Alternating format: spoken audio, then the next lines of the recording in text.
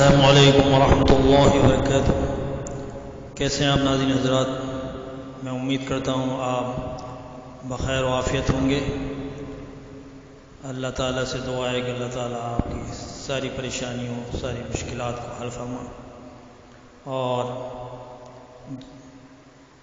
جو بھی مشکلات کا آپ کے سامنے کرنا پڑ رہا ہے، خصوصاً کرونا وائرس اور بھی جو بھی ایسی بیماریاں ہیں، تو اللہ تعالیٰ ان سب بیماریوں سے ہم سب کو محفوظ فرمائے، ہم سب کی جان و مال آبرو کی حفاظت فرما، آمین ثم آمین۔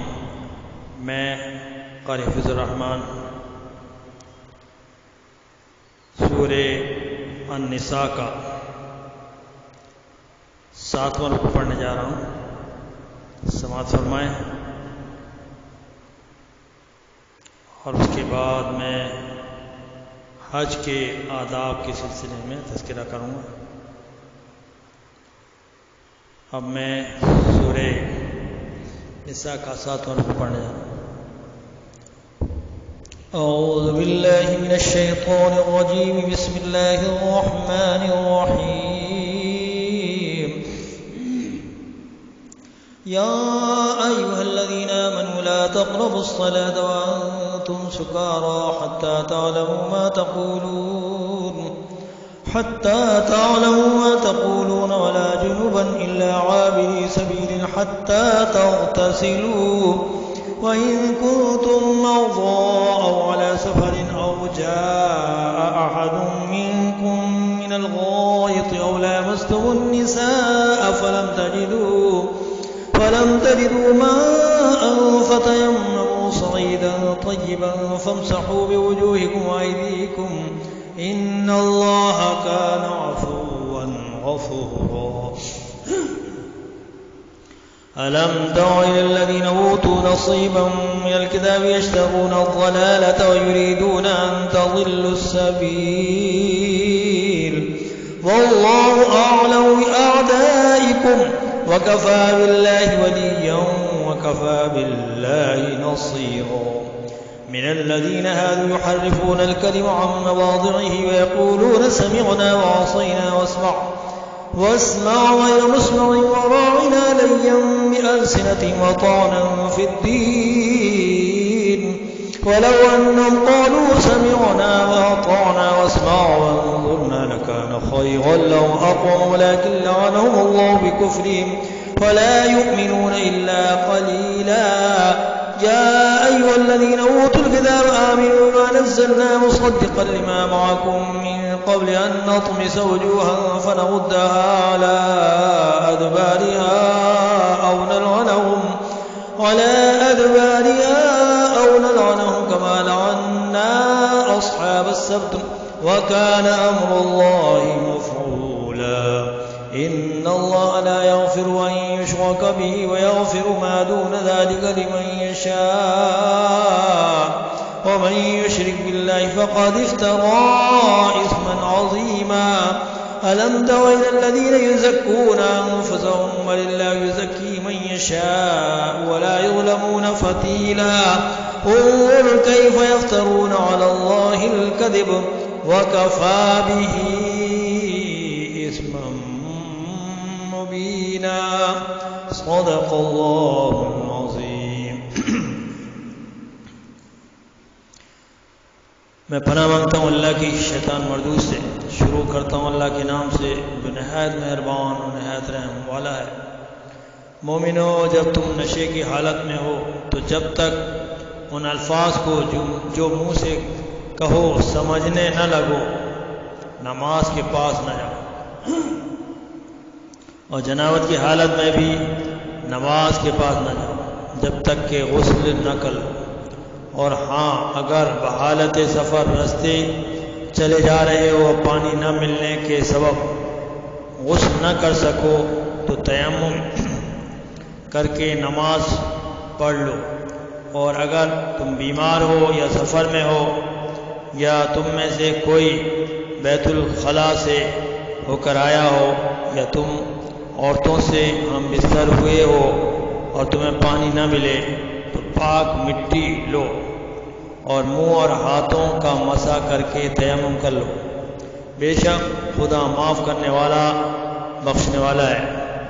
بھلا تم نے ان لوگوں کو نہیں دیکھا جن کو کتاب سے حصہ دیا گیا تھا کہ وہ گمراہی کو خریدتے ہیں اور چاہتے ہیں کہ تم بھی رستے سے بھٹک جاؤ، اور خدا تعالیٰ تمہارے دشمنوں سے خوب واقف ہے، اور خدا ہی کافی کارساز اور کافی مددگار ہے۔ اور یہ جو یہودی ہیں ان میں کچھ لوگ ایسے بھی ہیں کہ کلمات کو ان کے مقامات سے بدل دیتے ہیں اور کہتے ہیں کہ ہم نے سن لیا اور نہیں مانا۔ سنیے نہ سنوائے جاؤ، سنیے نہ سنوائے جاؤ، اور زبان کو مڑوڑ کر اور دین میں طعن کی راہ سے تم سے گفتگو کے وقت رائنا کہتے ہیں۔ اور اگر یوں کہتے کہ ہم نے سن لیا اور مان لیا اور صرف اسمع اور رائنا کی جگہ انظرنا کہتے تو وہ ان کے حق میں بہتر ہوتا اور بات بھی بہت درست ہوتی، لیکن خدا نے ان کے کفر کے سبب ان پر لعنت کر رکھی ہے۔ یہ کچھ تھوڑے ہی ایمان لاتے ہیں۔ اے کتاب والو، قبل اس کے کہ ہم لوگوں کے منہوں کو بگاڑ کر ان کی پیٹھ کی طرف پھیر دیں گے یا ان پر اس طرح لعنت کریں گے جس طرح ہفتے والوں پر کی تھی، ہماری نازل فرمائی ہوئی کتاب پر جو تمہاری کتاب کی بھی تصدیق کرتی ہے ایمان لے آؤ۔ خدا نے جو حکم فرمایا سمجھ لو کہ وہ ہو چکا۔ خدا اس گناہ کو نہیں بخشے گا کہ کسی کو اس کا شریک بنایا جائے، اور اس کے سوا اور گناہوں کو جس کو چاہے گا معاف کر دے گا، اور جس نے خدا کا شریک مقرر کیا اس نے بڑا بہتان باندھا۔ کیا تم نے ان لوگوں کو نہیں دیکھا جو اپنے تئیں پاکیزہ کہتے ہیں؟ نہیں، بلکہ خدا ہی جس کو چاہتا ہے پاکیزہ کرتا ہے، اور ان پر دھاگے برابر بھی ظلم نہیں ہوگا۔ دیکھو یہ خدا پر کیسا جھوٹ طوفان باندھتے ہیں، اور یہی گناہ صریح کافی ہے۔ وآخر دعوانا ان الحمد للہ رب العالمین۔ اب میں حج کے آداب کا تذکرہ کروں گا۔ کچھ مشکل الفاظ ان کو پہلے سن لیں۔ عشق الہی، خدا کی محبت، معبود جس کی عبادت کی جائے خدا تعالی، مسکن رہنے کی جگہ، افضال جمع فضل کی، احسانات، صحاب فیل ہاتھی والے، اہل حبشہ جنہوں نے مکے پر چڑھائی کی، مستثنی جدا کیا گیا، علیحدہ کیا گیا، مقدمہ کسی چیز کا شروع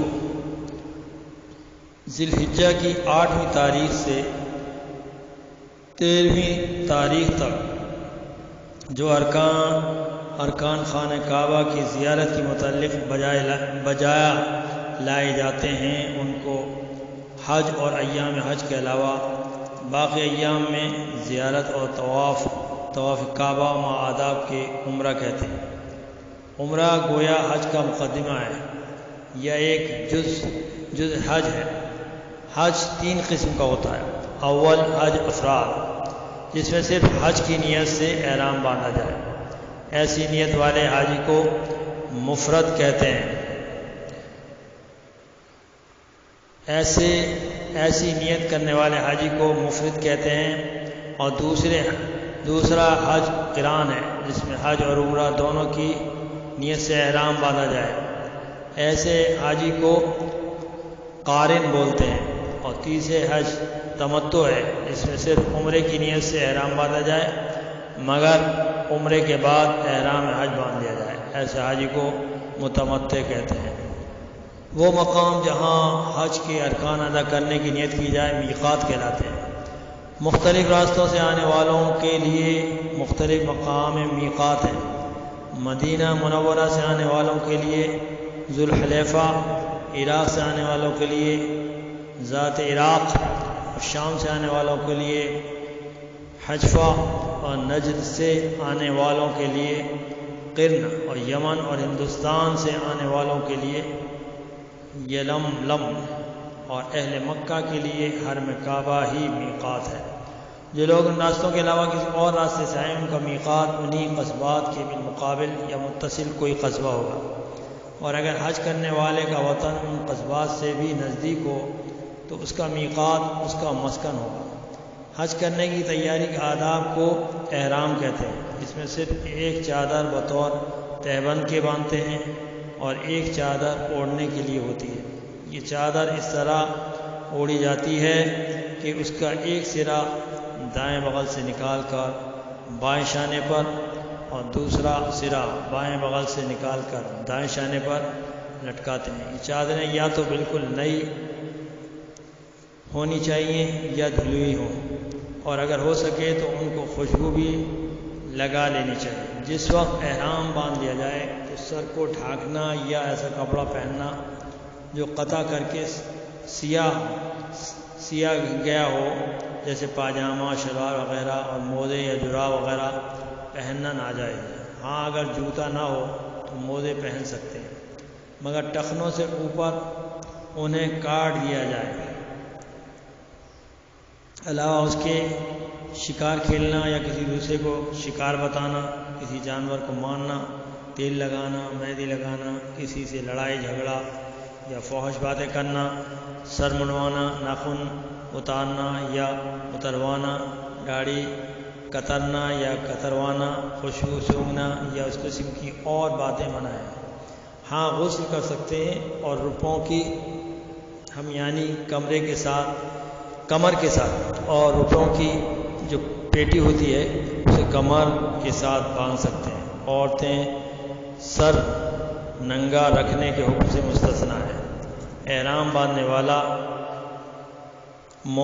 محرم کہلاتا ہے، اور احرام کا لباس گویا دنیا کی ابتدائی تہذیب کا ایک نمونہ ہے، اور جب ہم اس لباس کہنہ کے طرز جدید کے لباس سے مقابلہ کرتے ہیں تو خدا کی قدرت کا خیال پیدا ہوتا ہے کہ اس نے انسان میں کہاں تک ترقی کا مادہ پیدا کیا ہے۔ مندر ذیل دعا کے پڑھنے کو تلبیہ کہتے ہیں، جو احرام کے بعد ہر وادی پہاڑ اور نشیب و افراز پر بلند آواز سے پڑھی جاتی ہے، مگر عورتیں اسے دھیمی آواز سے پڑھیں گی۔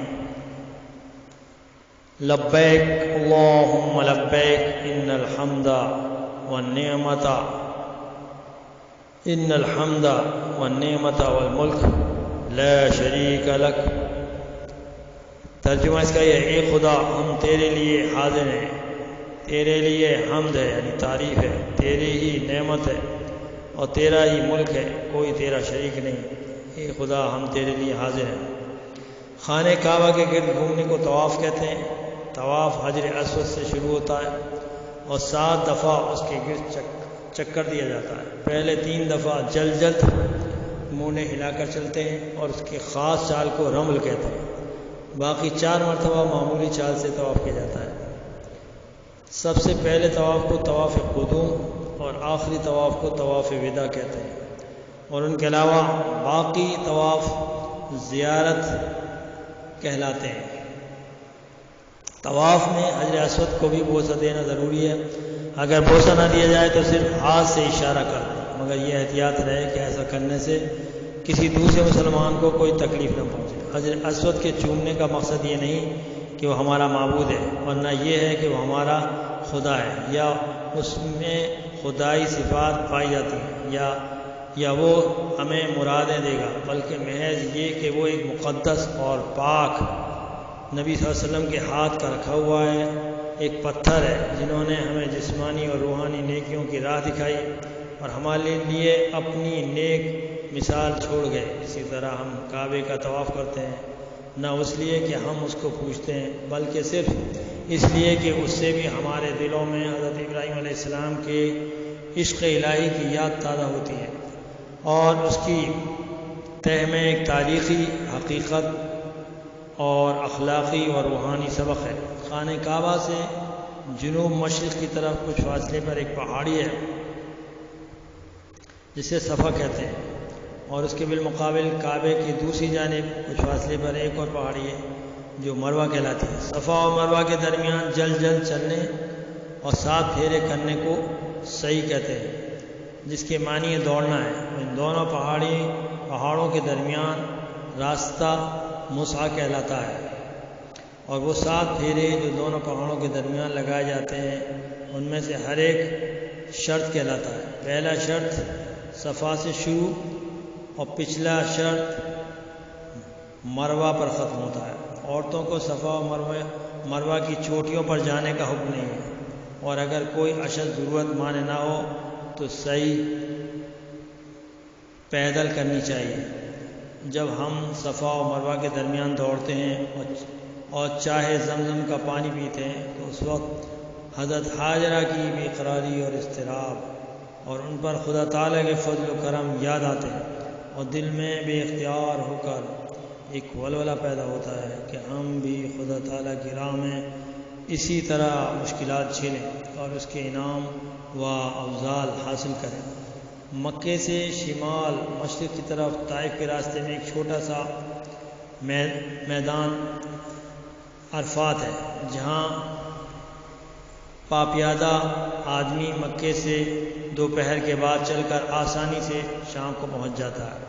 مکہ اور عرفات کے درمیان ایک چھوٹا سا گاؤں مینا ہے، جہاں پاپیادہ مکے سے 2-3 گھنٹے میں پہنچ جاتے ہیں۔